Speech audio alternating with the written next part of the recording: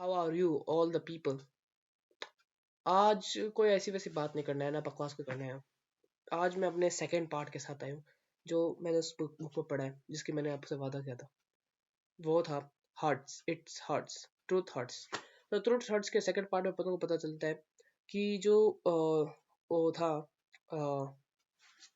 David Goggins, उसकी ज़िंदगी बहुत ज़्यादा हार्ड हो जाती है लिटरली। अभी तो उसका जो सेकंड बाप होने वाला था अपना विलमोथ, वो मर चुका था।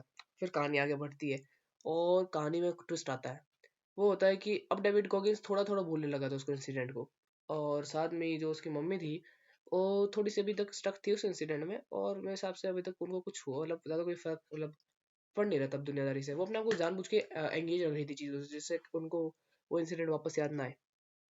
अब डेविड गॉगिन के पास एक और नई मुसीबत आती है जिसका उन्हें सामना करना था, जो थी रेसिज्म। या तो हम बात कर रहे हैं उस इंसान की जिसे बोला जा रहा है टफेस्ट मैन अलाइव। तो उसके एक छोटा सा पार्ट और है जो हर कोई अपने चाइल्डहुड में भी सहता है, चाहे वो रेसिज्म हो, सेक्सिज्म हो, या फिर कोई भी काइंड ऑफ डिस्क्रिमिनेशन हो, कोई भी तरीके का। सो रेसिज्म ऐसा था कि जो ऐसे आपको पता है डेविड कोगिंस एक ब्लैक है। सो उनके वहाँ पे जो था वो अपने अच्छे खासे बास्केटबॉल प्लेयर थे, वो टीम के भी अच्छे खासे मेंबर प्लेयर थे।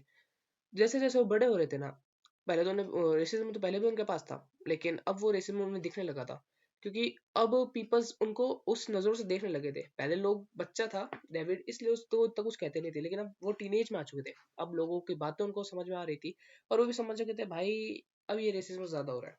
तो कुछ ऐसी बात है कि एक दिन डेविड गोगिंस अपने भाई जॉनी या फिर अपने फ्रेंड जॉनी के साथ जा रहे थे कहीं पे, अपनी शायद ग्रैंड माँ के टाउन पे। तो उस रास्ते के अंदर उन्हें कुछ लोग रोकते हैं और उनकी आंखों पे बंदूक रख के बोलते, hey nigger we want to kill you. Nigger एक गाली है जो अफ्रीका वगैरह एरिया में बोली जाती है, ब्लैक पीपल के लिए बोली जाती है ना गाली। गोगिंस इस बात को वहाँ पे चुपचाप सह लेते हैं क्योंकि उस समय उनके पास बंदूक थी, गोगिंस कुछ नहीं कर सकते। और उनका जो दोस्त था जॉनी वो भी उन्हें रोक लेता है। फिर एक दिन ऐसे स्कूल में बैठे बैठे जब जॉनी अपनी वर्क बुक देखते तो उसके ऊपर भी लिखा था सेम चीज, और एक ड्राइंग बनी हुई थी अजीब सी जिसमें ब्लैक पीपल को गंदा दिखा के रखा था। जब जॉनी इस चीज को लेकर अपने एक प्रिंसिपल के पास जाते हैं तो उनके प्रिंसिपल थोड़े से वो सेंसिटिव थे। तो जॉन पहले तो डेविड को दिलासा देते हैं कि जिन्होंने भी ये चीज तुम्हारे लिए लिखी है उन लोगों को यहाँ तक कि नाइगर की स्पेलिंग तक नहीं आती डेविड, क्या तुम उनसे लड़ोगे? तो डेविड को सोचते हैं क्यों नहीं, छोड़ देते हैं। सही बात है, वो उसके बारे में थोड़ा बहुत भूलने लगते हैं। फिर वापस जब डेविड गोगिंस को उनके ग्रैंडपा एक कार दिलाते हैं, उस कार के जो ड्राइवर सीट थी उसके ऊपर कोई एकदम सही स्पेलिंग लिख देता नाइगर। अब डेविड का दिमाग खराब हो जाता है और बस वो अपने आपा खोलने वाले होते हैं, लेकिन उन्होंने उस समय एक स्टेप ले लिया खतरनाक, वो था एयरफोर्स को ज्वाइन करना। जब वो एयरफोर्स को ज्वाइन करते हैं, मतलब एयरफोर्स की ट्रेनिंग में शुरू करते हैं, ज्वाइन नहीं कराता, तो एयरफोर्स की ट्रेनिंग में एक इंसिडेंट होता है। वहाँ का एक बंदा था ग्रीवन नाम का। तो वो एक दिन अपने एयरफोर्स मतलब पायलट से शू मतलब अपने आप को क्या बोलते उसे जंप बोलते शायद तक, तो वो कर रहा था। उसका जो पैराशूट था वो खराब हो गया था जिस कारण से वो गिर गया। उसकी इतनी बुरी हालत हो गई थी कि डॉक्टर्स ने बोला कि भाई ये वापस नहीं चल पाएगा, he can't ever join his duty again. But उस बंदे ने 18 महीने बाद उसी ड्यूटी को वापस ज्वाइन करके उस जो ऑड्स थे मेडिकल ट्रीटमेंट उसको गलत प्रूफ कर दिया। इस बात को डेविड गोगिंस को काफी ज्यादा इन्फ्लुएंस करा। और फिर उन्होंने अपने आप पे काम करा, अपने रेसिज्म को एक बार छोड़ा और अपने गुस्से को सही जगह कन्फ्रंट किया। और बट एक दिक्कत हो गई। जैसे आपको पता है कि आपका पास्ट कभी आपको छोड़ेगा नहीं, आप चाहे कुछ भी कर लो, आपका पास्ट हमेशा आपके साथ बना रहेगा। वैसा ही हुआ, डेविड को किस बचपन में चीटिंग किया करते थे, तो बचपन की चीटिंग उनको नुकसान में होने लगा। एक टेस्ट होता है एयरफोर्स का, एयरफोर्स वोकल बैटरी टेस्ट, हाँ यही नाम होता है। तो एयरफोर्स वोकल बैटरी टेस्ट नाम होता है इस टेस्ट का। इसके अंदर डेविड गोगिंस ने ट्राई किया, लेकिन इस बार वो चीटिंग कर नहीं पाए क्योंकि अपने आसपास के जो बंदे थे उनके आसपास के उनसे के पास अलग अलग सेट था। चीटिंग ना करने वो फेल हो गए। जो जिस टेस्ट को पास करने के लिए 36% चाहिए थे, उसमें सिर्फ डेविड 11% ही ला पाए। फिर उसके साथ आगे जाके उन्हें एग्जाम जो उनके जो एकेडमिक एग्जाम्स होते हैं उनमें भी उनके मार्क्स कम आए। उनकी मदर उनको देखती नहीं थी उनके मार्क्स को, बिकॉज उन्हें लगता था कि मैं उन्हें वो दुनिया में थोड़ी ज्यादा एंगेज थी।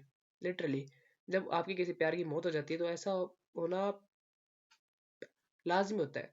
बट उन्होंने आज तक तो ध्यान नहीं दिया डेविड के ग्रेड्स पे। बट इस बार उनके पास वो लेटर पहुंच गया जिसके अंदर डेविड गोगिन के ग्रेड्स थे। उन्होंने देखकर एक ही बात बोली कि बेटी तू कर क्या रहे, what are you doing? What is this, what is that, बस।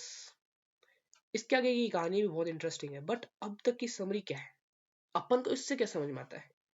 अपन को इससे समझ में आता है कि हमारा पास्ट हमें कभी छोड़ता नहीं है। चाहे तुम कितना ही ट्राई कर लो, कितना ही भाग लो, तुम्हारा पास्ट हमेशा तुम्हारे पीछे ही भागेगा। You can't even escape your past. तुम कितने अच्छे रनिंग क्यों ना हो, या कुछ भी हो, कभी नहीं छोड़ सकते तुम तुम्हारे पास्ट को। और तुम्हारी जो गलती होती है ना, वो तुम्हें हमेशा देखती है, हमेशा तुम्हारे पीछे ही भागेगी अगर तुम इसे सुधारोगे नहीं। दूसरी बात ये पता चलती है कि रेसिज्म, रेसिज्म हो गया, सेक्सिज्म हो गया, अपार्थाइड अपार्थाइड वगैरह, वो भी एक चीज होती है, कास्टिज्म हो गया, और कम्युनलिज्म हो गया, काफी अलग अलग तरीके के डिस्क्रिमिनेशन। इन डिस्क्रिमिनेशन से अगर तुम्हें गुस्सा आ रहा है ना, तो एक तरीका है, या तो तुम सबको मार सकते हो, सबको अपना दुश्मन बना सकते हो, या फिर तुम उसको एक सही डायरेक्शन दो, ऐसा कुछ बन जाओ, फिर तुम्हारे जो खिलाफ है उसको, वो जो भी तुम्हारा बंदा, वो उस समय तुम्हें कुछ बोले तो उस समय उसके खिलाफ कुछ एक्शन लेने के लिए तुम काबिल हो पाओगे। यू आर समथिंग, क्योंकि because people don't ask you what are your father doing if when you are a man, they ask you what are you doing. तुम्हारा चाहे तुम्हारे घर वाले चाहे कितने ही अमीर क्यों ना हो, तुम्हारे फादर ने कितना ही नाम क्यों ना कमाया, people will ask what are you, what are you, who are you, who is night owl, who is at, who is, कौन है वो, कैसा है वो, क्या करा तूने आज तक, क्या उखाड़ा जिंदगी में। तो तुम्हारे ऊपर डिपेंड करता है तुम अपने गुस्से को कैसे तुम चैनलाइज करोगे। It's all depend on you. इस कहानी के बारे में आगे बात करेंगे, लेकिन एक लास्ट बात बोलना चाहूंगा कि when you think that I have to stop, then don't stop, please don't stop. Try one day come when your mind thinks that यार अब ये चुकता तो वैसे ही नहीं है, फिर इसको रोकने का फायदा क्या, वो भी तुम्हारे साथ हो जाएगा। और जिस दिन तुम्हारे कॉन्शियस और सबकॉन्शियस साथ में मिलेंगे ना, बम, उस दिन जो मिलने वाला है ना, वो तुम सोच भी नहीं सकते।